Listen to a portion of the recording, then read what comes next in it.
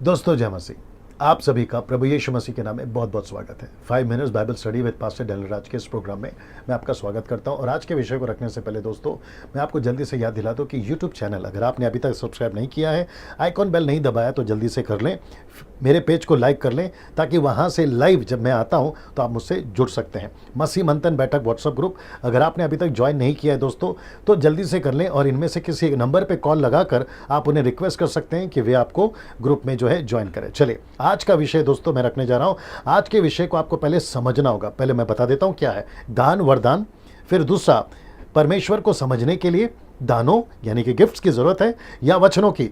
मैं इसके ऊपर आज बात करने पर हूं। हमें वचन चाहिए या दान। मैं रिपीट करता हूं, हमें परमेश्वर का वचन चाहिए या दान। इसलिए मैंने लिखा है कि दान वरदान हमें चाहिए, परमेश्वर को समझने के लिए दानों की जरूरत है या वचनों की। इसके ऊपर मैं बात करने पर हूं ना। इसको देखिए, समझने से मेरा मतलब है परमेश्वर को पाना, उद्धार को पाना, पवित्र आत्मा पाना। क्योंकि कुछ लोग सिखा रहे हैं कि जब तक आपके पास में दान नहीं है तब तक आप परमेश्वर को नहीं पा सकते, उद्धार नहीं पा सकते, पवित्र आत्मा नहीं पा सकते। मैं इस कॉन्सेप्ट में आज बात करने पर हूं। मेरे साथ में बने रहिए, ध्यान से सुनिएगा। कुछ शिक्षाएं ऐसी हैं जो आजकल मसीह समाज में जो कहते हैं कि दान नहीं तो आपके पास में परमेश्वर नहीं, उद्धार नहीं और पवित्र आत्मा नहीं। क्योंकि पवित्र आत्मा अलग है और उसके दान वरदान अलग है। मैं रिपीट करता हूं, पवित्र आत्मा, पिता पुत्र पवित्र आत्मा, ये अलग है और उसके दान अलग है। अब दोनों को मिक्स नहीं कर सकते। कोई भी दान, वो चाहे अन्य भाषा का हो या भविष्यवाणी का हो या चमत्कार का हो, ऐसा कोई भी दान परमेश्वर नहीं है। और परमेश्वर का दान जरूर हो सकता है लेकिन दान कभी परमेश्वर नहीं हो सकते, पवित्र आत्मा नहीं हो सकते। दान खत्म हो सकती है लेकिन पवित्र आत्मा कभी खत्म नहीं हो सकता ना। इसको देखिए, आपको पवित्र आत्मा उसी दिन मिल जाता है। पवित्र आत्मा से मेरा मतलब है उद्धार पाना, पवित्र आत्मा पाना, परमेश्वर को पाना उसी दिन मिल जाता है जिस दिन आपका उद्धार हो जाता है। तो फिर आपको अलग से ऐसी कोई एक्टिविटीज, ऐसा कोई दान के लिए 80 दिन, 20 दिन, 40 दिन आपको किसी भी प्रकार के फास्टिंग में दान के लिए नहीं जाना है। क्योंकि दान खुद कहता है GIFT, गिफ्ट्स, ये खुद ही गिफ्ट है पवित्र आत्मा का और वो तय करेगा किसको देना है और किसको नहीं देना है ना। इसको देखिए, दो बातें आपको याद रखनी है। मैं रिपीट करता हूं, दो बातें आपको याद रखनी है। पहला,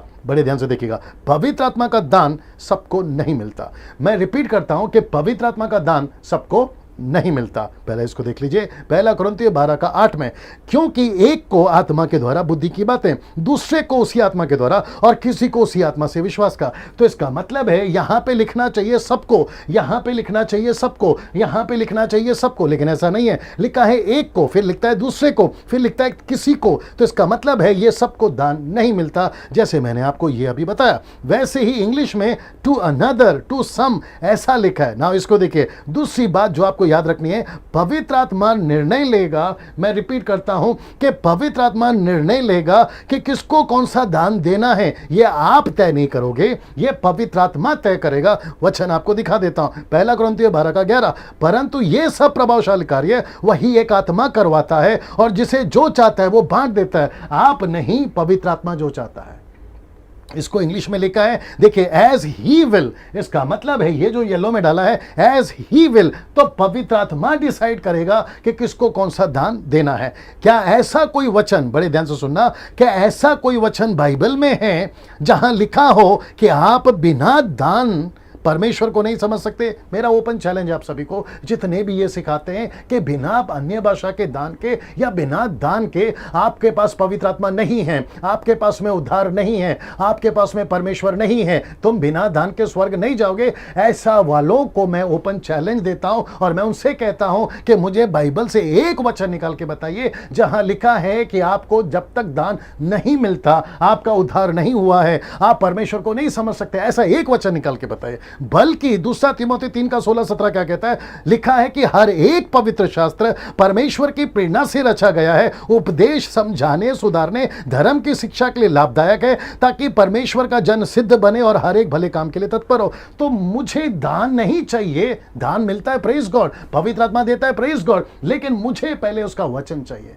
मैं जितना वचन पढ़ूंगा मैं उतना प्रभु में बढ़ूंगा, मैं जितना वचन में बना रहूंगा मैं उतना परमेश्वर को समझूंगा। ये मुझे नहीं समझ में आता कि लोग ये क्यों नहीं सिखाते ना। इसको देखिए, जो आपको याद रखना है, दान वरदान सिर्फ और सिर्फ सेवा से संबंधित ही दिया गया था। इसके अलावा इसका कोई दूसरा कनेक्शन है। दान वरदान का कनेक्शन ना तो उद्धार से है ना परमेश्वर से है, ना पवित्र आत्मा से है। दान का कनेक्शन सिर्फ सेवा से है, जैसे मैं आपको यहां पर बता चुका हूं। ये वाला, ये देखिए, सिर्फ सेवा से है। इसका कनेक्शन ना तो उद्धार से है, ना परमेश्वर से है, ना किसी और चीज से है। दोस्तों, मैं आपके बीच में आ रहा हूं, मैं वापस आपको बताता हूं, अगर ऐसी कोई शिक्षा देता है कि आपके पास में दान होना चाहिए तब जाके आपका उद्धार होगा, आपके पास में पवित्र आत्मा तभी आएगा जब आपके पास में अन्य भाषा का दान होगा, तो मैं आपको आज बताना चाहता हूं कि आपके पास में पहला वचन होना चाहिए। आपको वचन मिल गया है, काफी है। यह पवित्र आत्मा तय करेगा कि आपको कौन सा दान देना है और कौन सा दान नहीं देना है। यह आप तय नहीं करोगे, और ना ही कोई ऐसा प्रचारक या कोई पास्टर या कोई पापा जो ये तय करेगा कि आपको क्या चाहिए। यह पवित्र आत्मा तय करेगा कि आपको क्या चाहिए। चलिए, अगले वीडियो के साथ में फिर मुलाकात होगी, तब तक के लिए नमस्ते।